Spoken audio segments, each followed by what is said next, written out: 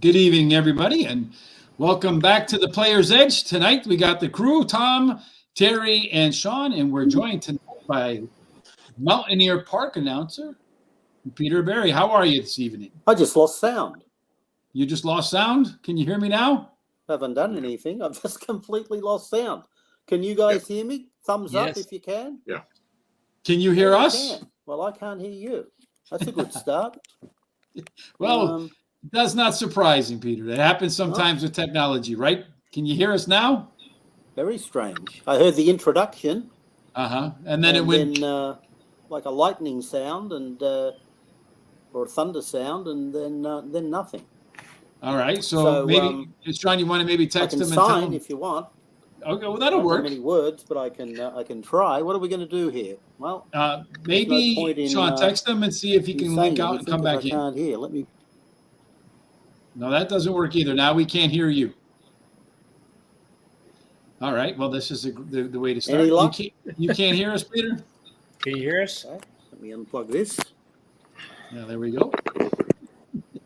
Can you hear me now? Hear me? I can hear you. Can you hear us? Yes. Are we good to go? All right. Good to go. Good to go. All right. So, it's a little bit of a rough start, but not as bad as eating a moth before a race, right? No. Well, it's always during the race. That's what makes it. I haven't had one this year, and I didn't have one last year. But the last one that I had the year before was the one that was still alive when it went down my throat. So it was the worst of all, and I don't want to experience that again. I mean, I could feel it. It was alive, going down my throat. It was very nasty. But then I didn't feel anything, so it didn't live for long. So your own kind of Jonah and the whale story, except it's Peter and the moth. I've eaten some strange things in Australia, but I hadn't eaten a moth until I think that's the third or fourth moth. In the early days, I did get hit in the head by a bat, and I had been hit in the head by a pigeon. That's about it so far. But, so that almost makes you wonder if you regret coming from Australia then, huh? Eating moths, getting hit in the head with bats? You must have been thinking, what the hell kind of country is this? Well, if I'd swallowed a moth in Australia, it would kill me. Every animal or insect or fish in Australia just kills you just by looking at you, So it's best just to avoid the place so you don't expose yourself to those hazards. And then tonight we're joined by Terry Hollywood. Hey, Terry, how are you? I'm good. How are you? Well, how you doing, Peter? I'm doing pretty good actually. Yeah, very excited about Saturday, and can't come soon enough. I was sick last year, so there was no Derby Day for me, and then the year before we didn't have one because of COVID. So in 2019 was the last Derby Day I had, so I'm raring to go. Well, let me tell you, I really love your race announcements there at Mountaineer. I watch it all the time.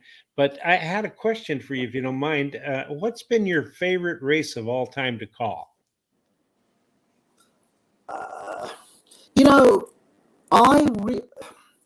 Something always happens at Mountaineer. Every night, there's something different that you don't expect. But consistently, I would say, I really enjoy the 2 furlong races when horses like Cutting Edge Tech were running, Phone My Posse again, and before those, Huntress Elena. I really enjoy those. I don't particularly enjoy what we had on Wednesday night. We had a 3-horse field going a mile or so. A lot of people think, that they're easy to call, a 3-horse, 4-horse field, and they're not. They're the worst. Because you got to try and think of something to say. I'm not somebody who normally announces fractions during a race, but under those circumstances, I will and throw out the jockey names and the odds. After I know they've stopped changing, I'll reference the actual odds, maybe halfway through the race. But I would say the 2 furlong races, the 2 mile races. There have been some good long distance races that I've enjoyed, and the derbies that I've called. Obviously, I've enjoyed those, and I think this is about the best one. Even though the field is small for Saturday, I think it's the best derby field that we've had, certainly in my time there.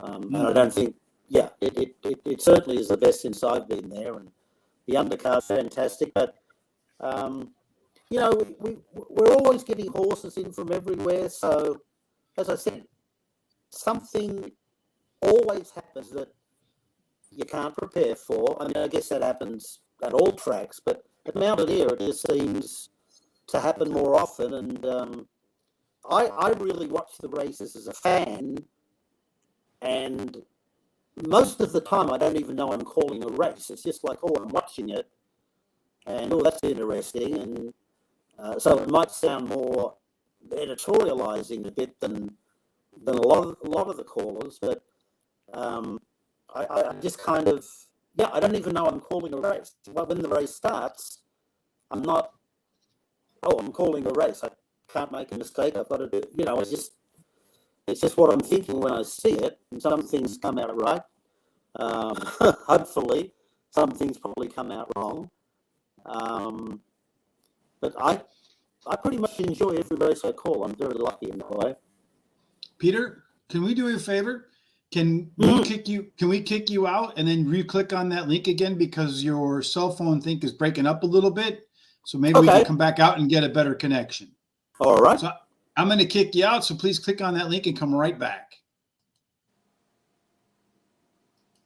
All right. So we have a little bit of issues as can be sometimes, right?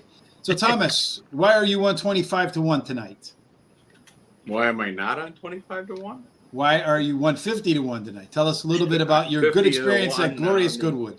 In the big race at Glorious Goodwood, the Swedish horse, which is one that I picked as my top choice, finished in 4th, and they paid for 4th, and I got $30 as a reward for that pick. And I was very happy with that because, when I saw it streaking, it was on the rail and the stand side, and it had a chance. It just didn't finish. Yours beat me. Mine beat you. So did you play mine at all or not? Mine was 25 to 1 winner, huh? And I had that one. I didn't have that horse. I used the horse that ran second. I had, and then the 4th. But they don't pay for those except for placings. So I'll take the placings. For sure. So what are we going to do tomorrow? Well, we have a couple of seconds right here. We're going to do 3 races at the Curragh. The main one being a Group 1, the Keeneland Phoenix Stakes. It's a race for 2-year-olds. And it should be an interesting to see what, if any, come out of that race and head for the Breeders' Cup. We know that out of Glorious Goodwood, we're going to get Trillium is going to be coming over, scheduled to come over to race the Breeders' Cup, and she looked brilliant in her race. And so we'll see what happens with that. We also know this week we saw Saffron Beach win in the Prix the Rothschild at Deauville. And she is going to race one more time and then heading for the Breeders' Cup. So Sounds good. That'll be an interesting to see what she can do. And she's been brilliant lately with 2 wins, one at Royal Ascot and one at Deauville. And the other races we're going to do tomorrow are the 2 Saratoga races, the turf races, that are part of that triple series that they have at this year will be at Aqueduct in Belmont and Saratoga.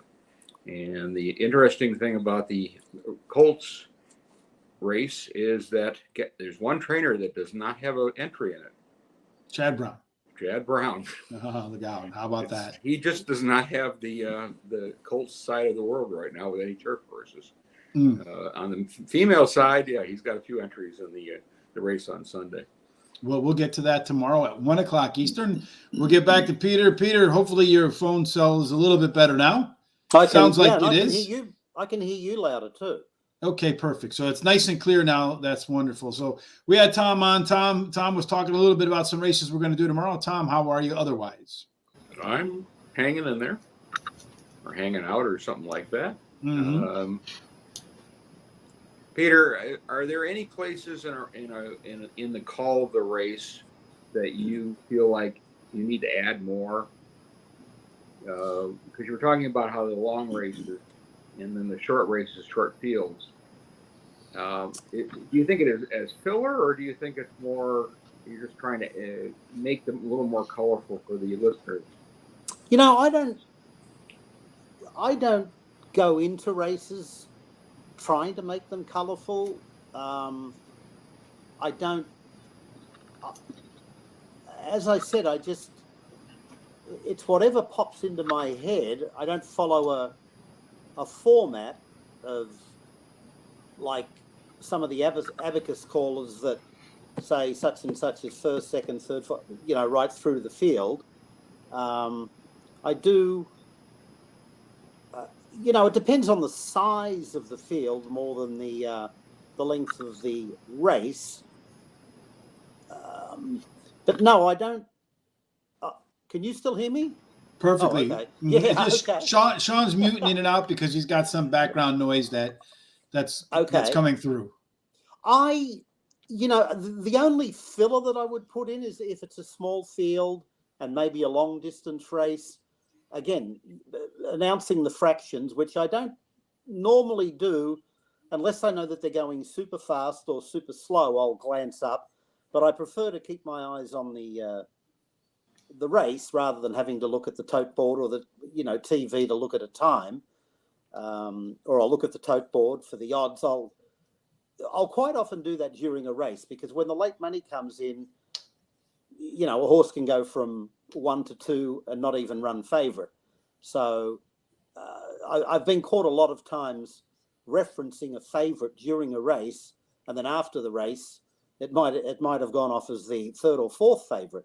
So I've learned my lesson there. I have learned my lesson there, and because not a big crowd on track at Mountaineer, so whatever late money comes in, and it's usually smart money, and a lot of people are wary of because it comes in late.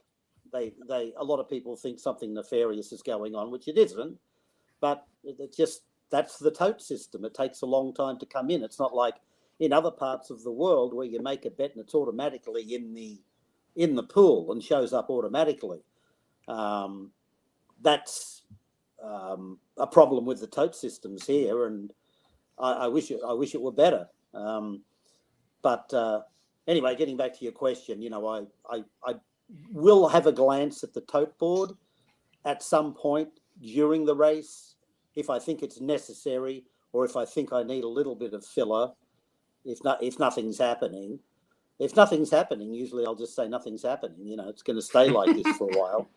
But again, I don't like to go in and have anything scripted. I don't like it. Some of the great calls that you remember probably have been scripted, but I just prefer to. I might have something scripted and a moth would fly into my mouth, and I think I'd rather describe the moth going down my throat than what's happening, because it's what I'm thinking. And I'd rather call a race with what I'm thinking than perhaps I should be calling the race. I don't do it that way. Maybe I'd like to, but I think that's what I don't know. I wish I could be more disciplined, but after all of these years, I've been doing it, started when I was 14, took a long break in journalism, but I think when I started out, I probably just did it the way I'm supposed to do it. But now I call the races as a fan, and I haven't got into too much trouble yet. I haven't angered anybody, any trainer or owner that I know of, or jockey. But, I just call it like it is, the same as Mark Patterson does on the preview show. We are allowed, management gives us a long rein. and we appreciate that. I know some tracks tell their announcers that, you know, they can't say this, they can't say that. And of course, back in the old days, some announcers had to stop calling a race at the 16th pole. I don't know who came up with that idea, but they should have been fired automatically. And that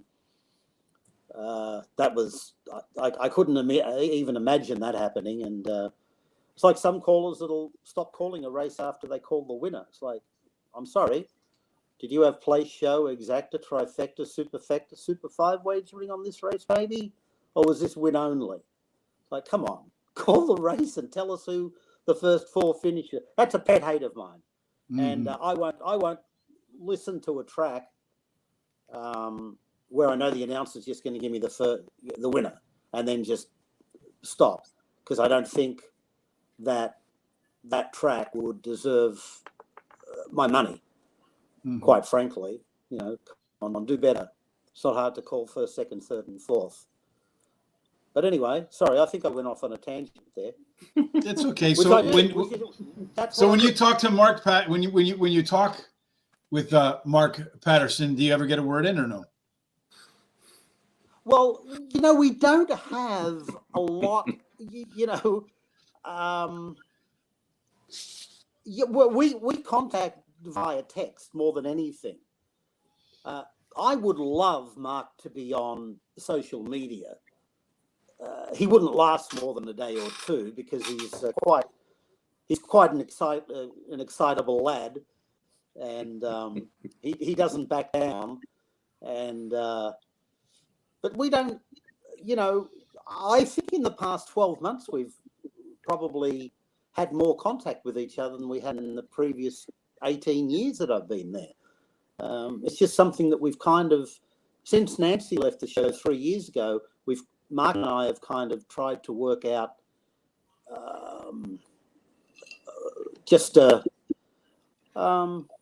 you know, to work as a team.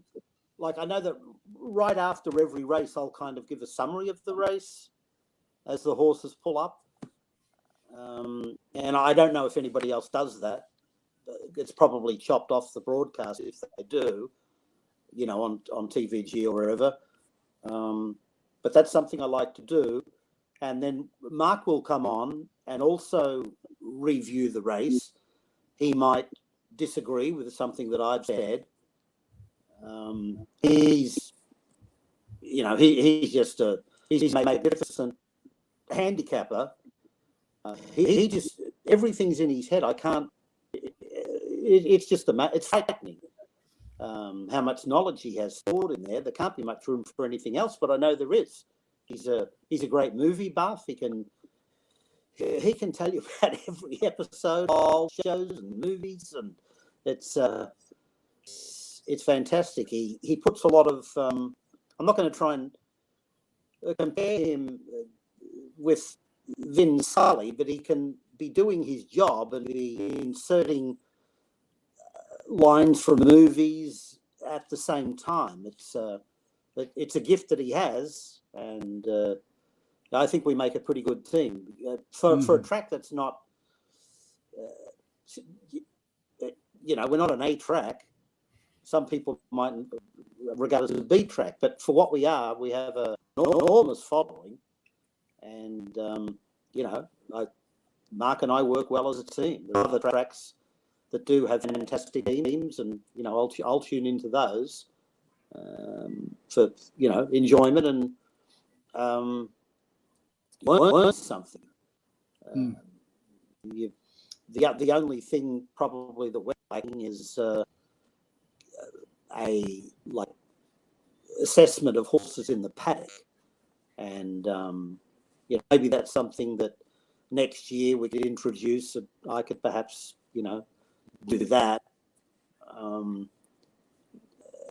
But I think we're pretty much the full package at the moment. Mm-hmm. How far are you, Sean, from Mountaineer? How far? 5-6 hours, probably. Oh, you're 5-6 hours away. I'm going to say, because Sean would love to do the paddock show, but if he's 5-6 hours away, he's a little too far away. I definitely would not get a word in with Mark. I can tell you that. No, look, I'd love to be down there interviewing trainers and jockeys after a race, but I wouldn't have time to get down there to do that. I think it'd be fantastic. It would add something, but it's impossible to do it. But and I don't know about having trainers or jockeys just come up to a microphone or something to get them hooked up that way. It's probably just unnecessary. But I come from a place where it's very, very common, and you like to ask questions. You can jockey. How were you counting the number of times you hit the horse with the whip? What were you thinking when you did this? What were you thinking when you did that? Just different things. I'd love to know it, like stuff that's in your head right after the race. Well, why did you do this? Oh, that was a good move, da da da. And then you kind of forget about it. So you want to strike while the iron's hot, and that's something that I somehow like to get something going next year for that, and also some type of a paddock pick, even if it's something that I don't think coming up with horses that look good and act well in the paddock is that hard of a thing to do. But if you can't see it, you don't know. The horses that are bouncing around and are obviously feeling good, I'd like that information should be shared, as should anything that happens in the gate, like a horse goes down in the gate, gets cast, and I try to tell people, I said, well, this is not going to do its chances any good, kind of saying to them, cancel your bet, your bet.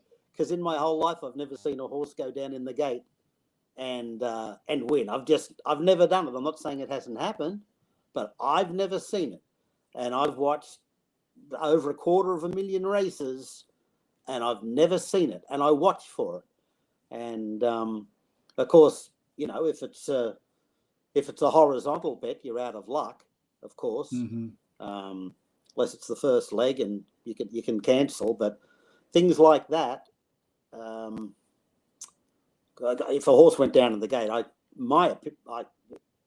don't know.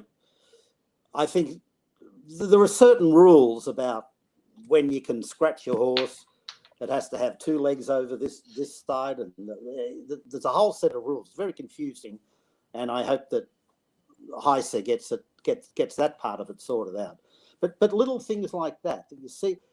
The gate load and horses acting up, going down, that's vital information, and that's something that I do, and I wish other people would do it too, because if you might be in another room and then you can hear it and somehow run and cancel your bet. If a horse goes down in the gate and comes out for a veterinary examination, well, okay, the horse is getting examined to see if it can be past fit to run, but I don't want my money on it, no matter the ruling. If it's past fit to run, I still don't want my money on it, so I want to get my bet cancelled as quickly as I can. So I think it's a service to the gamblers if you can point those things out. Horses going nuts in the gate, this is not going to do its chances any good. That's my code for saying cancel your bet. Go and cancel it right now. So yeah, we do things a little bit differently. Well, let's talk about what bets we might not want to cancel this weekend. What do you say, guys? Sean, you good? You got a specific question or no, Sean? Oh, yeah, I did have a question. Peter, in the last couple of weeks on Horse Center, we had 2 very important people to Mountaineer, Deshaun Parker and Megan Fadelovich. Can you talk about them a little bit and their meaning to Mountaineer and even yourself? Yeah. Well, Deshaun was, when I started the Mountaineer, Dana Whitney was the leading rider. And when he went to Pennsylvania, then Deshaun became the leading rider. And then when he left, it was Luis Quinones. And then when Quinones got injured, it was Charlie Oliveros, who's represented now by Quinones. I I would say that Parker is the best I've seen at Mountaineer. I was very sad to see him go, but he had to go. It was like Sonny Leone after he won the Derby. I mean, he had to go somewhere else rather than Ohio, West Virginia, which he has done. But it's always a thrill when Deshaun comes back now, and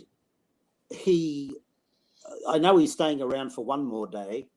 He has 6 mounts on Sunday, and he has mounts obviously Derby Day. He's named on Cavossier in the Derby. It'd be lovely to see Deshaun win a West Virginia Derby, because I think he still has a house across the river. But he's just fabulous and the nicest guy you would ever meet. Megan was an exceptional rider. She would never abuse a horse. She was a very calm, collected rider. She's a very good girl. She pays attention, and I think she has a fantastic future as a trainer. I'm 50-50 about whether I'd like to see her come back and ride again, because of, I'd hate to be calling a race and, she fell off or something or got knocked off. But I think she's going to be a very special trainer. She's not running at Mount. She doesn't run at Mountaineer anymore this year. She does Thistledown and Mahoning Valley, and I think she might run a few up at Presque Isle. And but she's got her tentacles all over the place, looking for the right sorts of horses that fit conditions. She has a filly, 3-year-old filly that she claimed for $20,000 at Churchill out of a win, called Dunvegan Doll, and she's won 2 races with her at Thistledown. I was trying to convince her or influence her to run her in the Derby. 3 fillies have won the Derby, but anyway, she's not going to listen to me. I don't think she listens to me about anything, really. I'll have to have a talk to her about that. But she, if she does come back and ride, I think she can ride and train in Ohio. I think she can do that. And she's okay to ride now. I believe she's got a license back to ride. In fact, she has. But she's doing so well as a trainer now. I think that she'll just stick with this at the moment. But she's doing very well. I take care of her llamas sometimes. She's got 2 llamas, and I'll feed those if she's needs some help. We're pretty much neighbours. She lives up here in Boardman, so we're neighbours more than anything else. But I'm a big rap for her. Her riding is just fantastic. She would just planning. I never saw her get into trouble in a race, just making a wrong decision. I was looking for her to make a wrong decision, but I was never able to pin one on her. So maybe I do want her to come back so I can criticize a ride of hers. That'd be fabulous. Mm-hmm. I don't know what's going on. We've gone from talking about llamas and bulls' testicles this week there, Sean. Horse testicles from Andy Viacone, which was interesting. Anyhow. All right, so let's talk about some races this weekend. We're going to start off with the Senator Robert Byrd Memorial. This is a 6-furlong race on, the dirt track. And so at Mountaineer, it does seem, Peter, that there is a blatant speed bias. Would you agree that you want to have your horses be in the race early at 6 furlongs at Mountaineer? So the speed, even if you're not the best horse, if you're one of the faster horses out of the gate, it might equalize some of the differential between you and a better horse? Yeah, that's the way it's been playing lately, for sure. it has been favouring the horses up close, although there have been one or two that have come from tailed off and made up a ton of ground. But for the most part, you want speed, and that's what I have been looking at in the sprint races. And this is a good example, the Scent of the Bird, because as the morning line tells you, it on paper appears to be a 2-horse race. You've got Special Reserve 6-5, Macron at 7-5, and Special Reserve has got seemingly more early speed than Macron, and that would put it in Special Reserve's favour as far as I can see. And I think he's just a better horse. I think he's a faster horse. I just see him going to the front and winning. Macron will give him a little bit of a start. Probably be eating into the margin in the stretch. He just does look too good to be Special Reserve. Williston Way, his last couple of races have been very good, and he's run good numbers. He hasn't beaten a horse of the class of Special Reserve or Macron, but he won't be too far away, and he has a good record. He's won 4 out of 5 at Mountaineer. And Baytown Bear I think we can just throw out that last race. He got into a bit of trouble, but Baytown Bear, I know that they've been pointing for this race for a long time, and he did win here earlier in the year. That might have been his best race, actually, but he could be along for a share. But I don't think there's not too much value here. It does look like 7-1. And then 2 and 5, you would put in for third. There's nothing else in there that can trouble them, I don't think. What do you think, Terry? Is there anything else that could trouble the 2 favorites? Well, I think it's going to be hard to beat Special Reserve number 7. He's a grade 2 winner, and in the class of the race, and he has the highest speed rating at today's distance. And his best dirt speed is fastest among today's starters. And then this number 5, Wilson Way, he's won 4 out of 5 races at Mountaineer. So he really likes the track. And he won 2 in a row, and now he's going for a hat trick. He has a high percentage winning trainer who has won 32% of the races at the current meet. And the jockey returns to ride him again, going for a hat trick with him. And he has several good workouts. And then number 1, Macron, won his last race, receiving the highest last speed rating, and his rail post is winning at a 28% clip. And if a lot of speed goes out front, this horse has a real good chance of coming from off the pace. And then number 2, Baytown Bear, had a lot of trouble his last race, so I'm going to throw that one out. Prior to the last race, he finished in the money in 5 races in a row, winning 1 of the starts. He likes Mountaineer Park, finishing the money in 8 out of 9 races, winning 3 of those races, and he'll be closing to try to catch those front runners. And you, Thomas? Any? There won't be any 150 to 1s running in this race. No way. I'm not much different than Terry. I have Special Reserve, Wilson Way, and Macron as my picks. The only concern I have with Macron is he ran his best speed number last out, and he could easily regress here because it was a hard race. It was a harder race than on paper, watching it, and I think that he could be the one that could get knocked out of the money if he does not come back to form, and he's had a tendency to do that in the past. So that would be my one concern with him. Wilson Way, the home field advantage is always a positive at Mountaineer. You do get some interesting things happen there at times, and he certainly knows how to win, right? And he's been doing that. And Special Reserve, everybody said enough about him. So I'll let you go to the next guy. All right, Sean. Just one thing about Special Reserve. I don't know, and for those who can't remember, he did run 4th in the Breeders' Cup Sprint.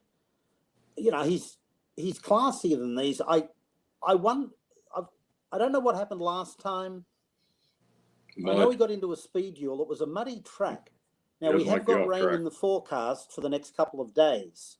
So I don't know, I guess there's some potential that it'll be an off track. He has won a couple on rain affected tracks, but if the track did somehow come up muddy, I don't see that happening.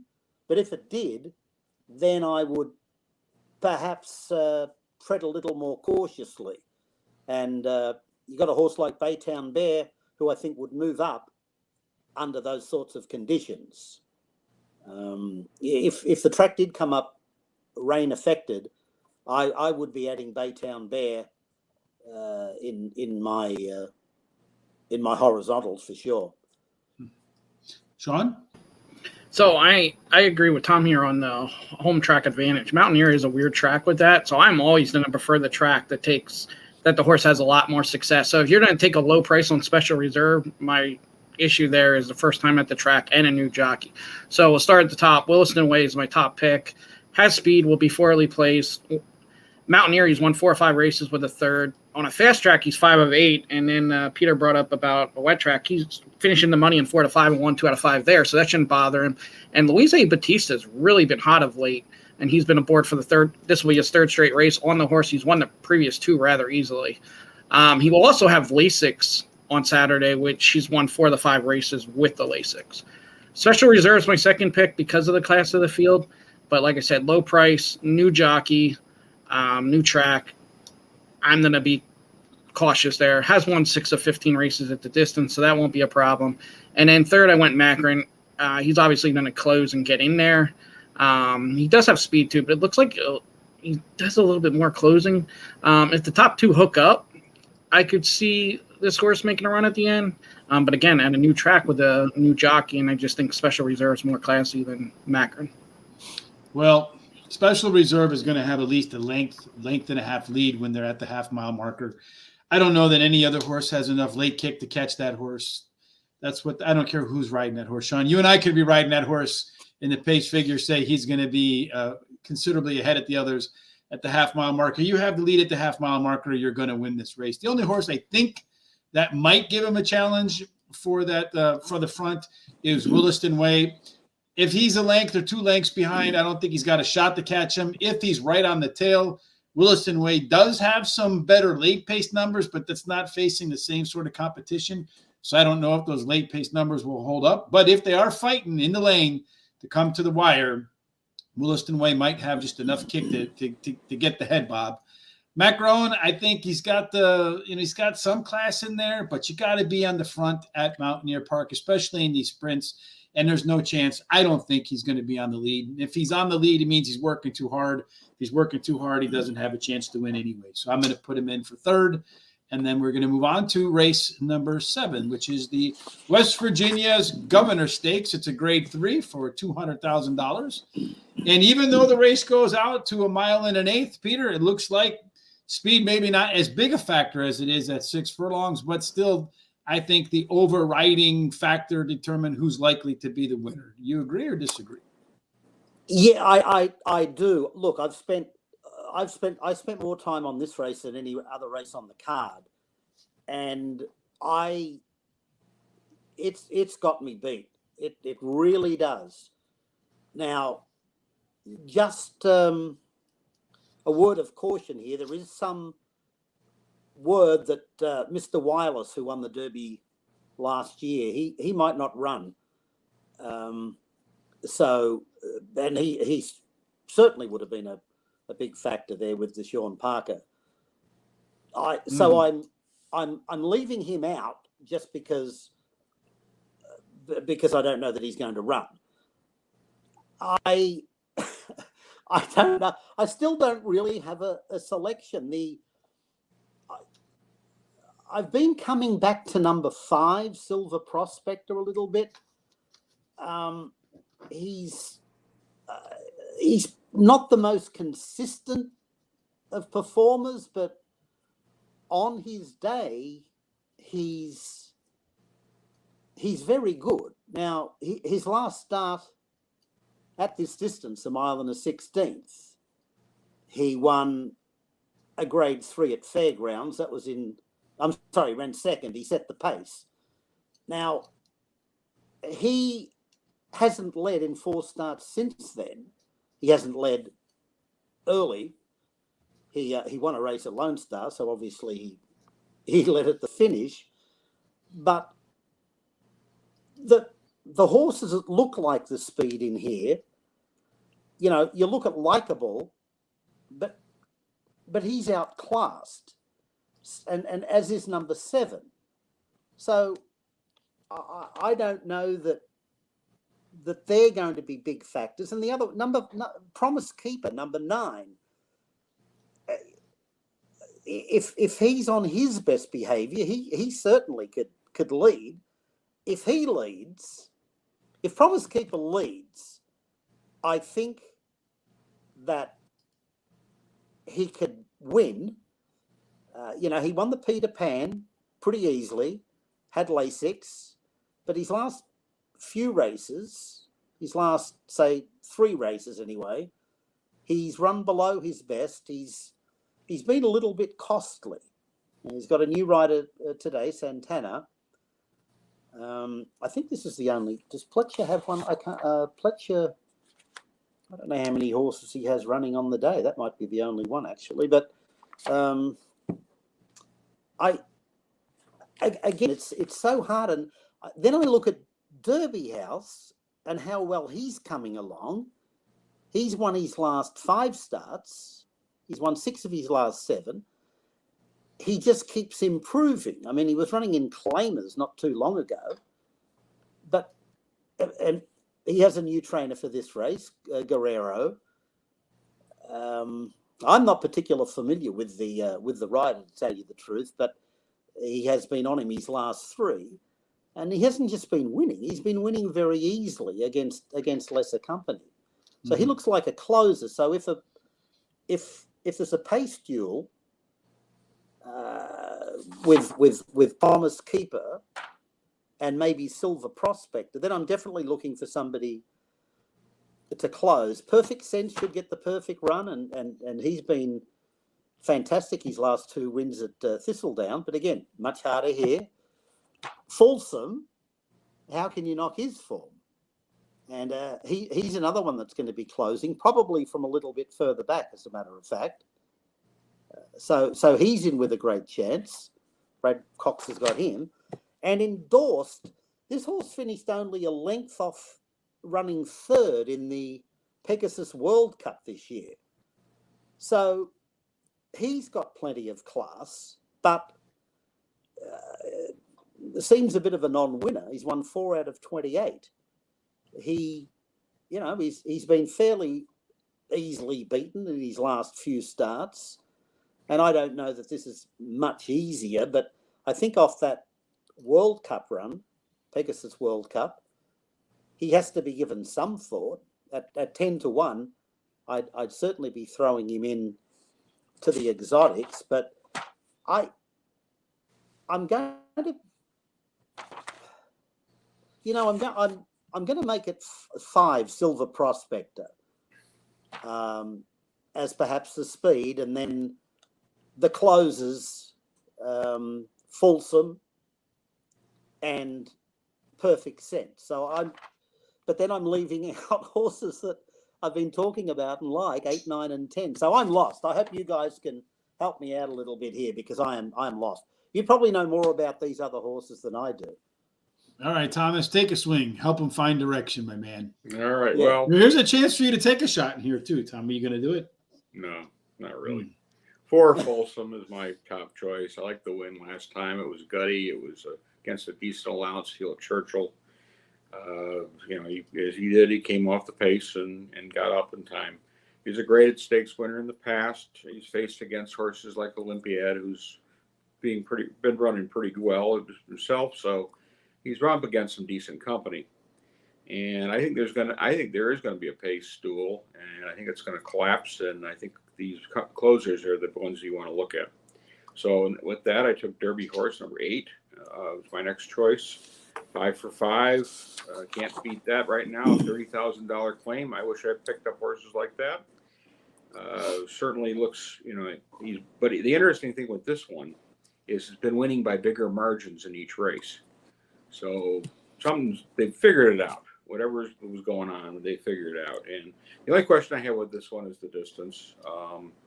But he's really been running well. I'm even going to take that 10 endorsed to finish somewhere in the money. I think he's good enough. I don't think he's good enough to win. With the quintessential Tom horse. Yeah. Yes. Gonna win? Nah. In the money? Yes. Sean, how about you? So I'm going with number 8, Derby House. This horse, perfect 5 for 5 as a 4-year-old. I think what happened in the beginning, he's running at Churchill and Keeneland and meeting special weights, 75,100. He was facing a little tough. Then he worked his way up, and he's come back as a 4-year-old, 5 for 5. He was On one his groove, eh? 6 on a 3-year-old. So, and I do think 2 of the longer shots will go out here, and possibly the number 9 Promise Keepers, and that set it up for a horse exactly like Derby House. So should sit mid-pack. I went Mr. Wireless second, who already beat Mr. Folsom by over 5 lengths, and I know Peter said he might get scratched, so that might change things. And then I did go Folsom for third. Paco, the board, this horse, it's another classy horse. There are times, though, he just finishes out of the money. So another one that would be hard to take at a low price. And if Mr. Wireless is in, I can't take Folsom over Mr. Wireless, who destroyed Folsom the last time they met. How about you, Terry?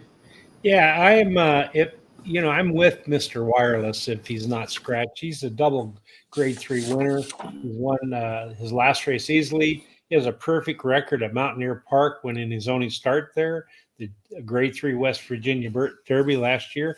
And he's got Deshaun Parker in the irons. But if he's scratched, my next choice is number 4 Folsom. So I agree with Tom. Has won just shy of $1 million. He's a grade 3 winner and won his last race at Churchill Downs at today's distance. He's trained by Brad Cox, and he's ridden by Paco Lopez. And then number 8, Derby House. He's won 5 races in a row. He loves to win. And he's increased his speed rating each race, receiving 105 speed rating in his last race. So he's really been working himself into form.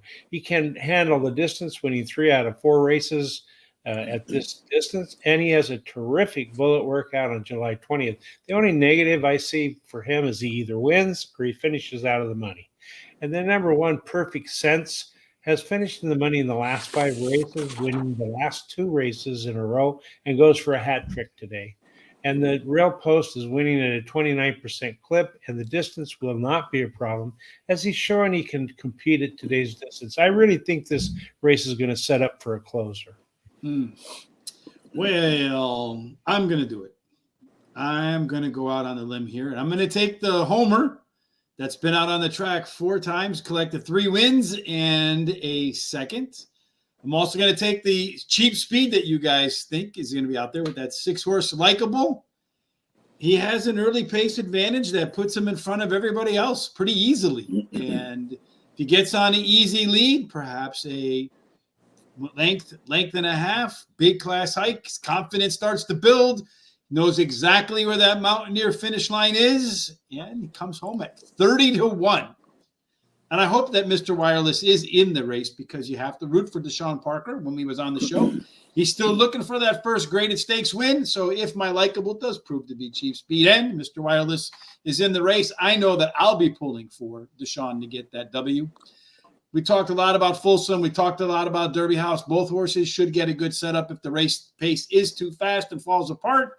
But I think Likeable is going to put a scare into every one of those horses at 30-1. And make it 4 wins out of 5 races, and that's going to be my bomb for this weekend. I know, call me crazy. So yeah, you didn't change your nickname tonight to Crazy Rich. Mm-hmm. You're crazy like a fox come Saturday afternoon, Sean. Your pick is very scary because there's not very much other speed in the race. So well, he's got a speed advantage, a pretty good one too. So I think that if he gets out to the lead at a track that he knows and wins at, his confidence is going to grow. He's going to tell him, you know what? Like the Owens Under Armour commercials. This is my house. All right. So the final race at Mountaineer for us, at least tonight, race number 8 is the West Virginia Derby Grade 3 for $500,000. And looks like we lost somebody. Did we lose Thomas in there somehow? All right. Anyway, at a mile and an eighth at the track, once again, we find that speed is going to be the way. You mentioned at the top of the show that you felt like this was the best field. Might not be the deepest field, Peter, but the best field you've seen so far. What do you like about this field? I like that there are, I think it's just as hard to pick who's going to run favourite as who's going to win, either the 2, 3 or 6. I don't know. I've been backwards and forwards. I've at some point I've picked each of those 3 to win, and then gone backwards and forwards. This, I think, Lasix is going to play a part in this, and that's why I'm going to settle on what I thought originally, and that was simplification. First time Lasix.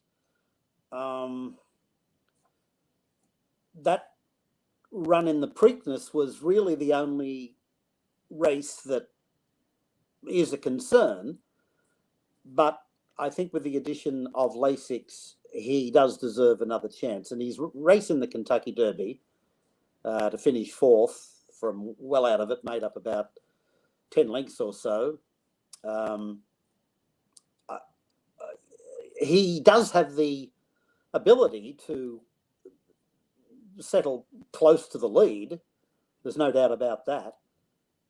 And I think I'm not going to say he's the best horse in the race, but I'm going to suggest that that the Lasix will move him up a little bit, and I'm prepared to just throw out that last race in the Preakness. His previous efforts would be good enough to be right in the finish here. He gets a new rider too in Liscano. The Homebrew could not have been more impressive at Monmouth. Much tougher here, but he just sat in 3rd spot on the inside and then came around them at the top of the stretch and won so easily. He's absolutely the one that is improving. He's the improver. He's not battle worn from going around in Triple Crown races, so he'll probably be the fresh horse, 4 for 4 on dirt, and he's 3 for 3 with Lasix, and he hasn't put a foot wrong lately, and he should be able to position up like simplification. And if he can put in the same burst as he did at Monmouth, then he's going to be extra tough. And We the People, his win in the Peter Pan was just dynamic, absolutely dynamic. Didn't have Lasix in that, so it's not like he needs the Lasix, but he is 2 for 2 with Lasix, and by a combined almost 11 lengths, his first 2 starts at Oaklawn. Now, his last race, I thought it was better than it looked in the Belmont. He didn't get the 1.5 miles, and he finished just behind Skippy Longstocking, who just passed him late to get 3rd. But with the Lasix back on Saturday, I see him as being the leader, and he will carry that speed for a long way. And it's just a matter of whether Simplification or Homebrew can catch him. Skippy Longstocking, so he's going back in distance a bit. Cavossier's got some pretty decent form. Kelly Breen brought in a horse here a few years ago that ran 2nd in the Derby to Cupid, I believe. And King Ottoman, Asmussen has won the West Virginia Derby 5 times, and he won the Texas Derby at Lone Star 2 starts back, narrowly. The Mr. Wireless, who won the Derby last year, finished 2nd in the Texas Derby before winning the Indiana Derby and then the West Virginia Derby. So the Texas Derby could be a little bit of an angle there, but I'm not sure that he has the class of numbers 2, 3, or 6. I'm going to go with number 2 to beat 3 and 6, but I don't know which of those 3 is going to run favourite. One of them will. They'll be the first 3 favourites. There's no doubt about that. But it's just going to be a fabulous race. Mm. We the people in front, and can Simplification or Homebrew run him down? That's what it comes down to. What does it come down to for you, Sean? So Peter brought up a good point with Lasix, because that's one of the reasons I decided with number 3 Homebrew, who's undefeated with Lasix, currently 3 for 3. He's also a perfect 4 for 4 on a fast track. So hopefully it doesn't rain for this race. Gets Paco Lopez for the second straight race. Last time out with Paco won by over 6 lengths. And that's the other thing. If you're deciding between the 2, 3, and 6, and they're pretty close, the best jockey and trainer out of that are both on the number 3 with Paco Lopez and Brad Cox. Then I went number 4, King Ottoman. This was another horse I threw in the mix of maybe picking to win, but this horse always seems to be one of the contenders and always seems to disappoint. He seems to be improving, but then that last race, he still finished 4th. Continues to be around at the end, but wins 1 out of 5. Has never gone this far, so I'm hoping maybe that's the change here. And gets another rider switch, this time to Brian Hernandez Jr. And then third, I went number 6, We the People. I was afraid to go against this horse, because if this horse gets an easy early lead, it could be over. But I thought there was enough speed to keep him honest. He either seems to win or be out of the money. And don't like the jockey switch. He went from Giroux to Flavian Pratt. Now they had Ricardo Santana available, which not a bad rider, but not in the level as Franck Giroux and Flavian Pratt. Terry? Okay, well, I like this race. It's a really good betting race, because I don't think there are going to be any hard favorites in here. I like number 3, Homebrew. He's won 4 races out of 6 career starts, and the last 2 in a row. Has the highest last speed rating, which is 105, and he is trained by Brad Cox and ridden by Paco Lopez. Now, I like number 6, We the People. He's a horse that likes to lead a race to the finish line. He ran in a grade 1 race at 1.5 miles and led for most of the race, fading to 4th at the end. Now he cuts back to 1 1/8 miles, and I think that's going to be a distance he likes, because he's won it before. He has several good workouts in a row. Then I think the dark horse in here, the ones that might surprise everybody, is number 7, Skippy Lawnstockings. He ran in the last 2 Triple Crown races without embarrassing himself. He finished 3rd in the Belmont Stakes, and he received 105 speed rating. His best start speed is fastest among today's starters, and he has a good 4 furlong workout on July 31st. And then my 4th pick's number 2, Simplification, has finished in the money in 6 of 9 career races, winning 3 of the races. Lasix been added today, and he has several good workouts in a row. Well, for me, I think Simplification is going to be your winner. I'm going to stick with my speed theme here, and just looking at the pace numbers. Simplification, I know that looks like We the People might be the one that gets to the lead, but I feel like you just look at the overall body of work for Simplification. I think he's got a really good shot to be close to the front. And I like that speed and first-time Lasix angle. That's always one that's worked out well for me. If Simplification doesn't get the lead, then it's going to probably be We the People. And if he, as you mentioned, Sean, gets to the front and doesn't have any competition, I don't really see anybody running by him at the end. Skippy Longstockings is my 3rd one. I'm going to take him over the rest of the field based upon the company that he's been facing. I'm running in a couple of Triple Crown races. And, Homebrew is my 4th pick in here, but I'm not so high on that horse. Last time out, ran a number so far above anything else that he's done before. He is an absolute candidate for a bounce, probably will bounce. And the one time that he faced off against any of those horses that were on the Kentucky Derby Trail, that was the Smarty Jones at Oaklawn Park. Granted, the ground was a little bit sloppy, so maybe you throw that out. But he played against Dash Attack, Barber Road, horses that really did not factor when they raced in the Triple Crown, and absolutely got spanked. Whereas these other horses, they beat these horses. So I think those top 3 horses are going to be your top 3, as Peter says, and odds are one of them is going to win the race. And I will put it between the Simplification and We the People. That wraps up our picks for the West Virginia weekend, the biggest weekend of racing in West Virginia, right, Peter? Yes, it is. It's the only day we charge admission. You guys handicapped the third race, and I missed it. We handicapped the race number 6, 7, and 8, right, Sean? Yep. And we'll put a recap of everybody's picks, including Tom. I don't know what happened to Tom. Maybe he had a dinner engagement that he had to make, so or maybe he's just internet went out. We'll find out tomorrow when Tom and I come back. If folks want to keep up with you, Peter, you mentioned that Mark doesn't do any social media stuff. What sort of stuff can people do to follow you on social media? Twitter, I'm at Peter Berry 57, and on Facebook, just Peter Berry, and you'll see my picture. And I do encourage people to.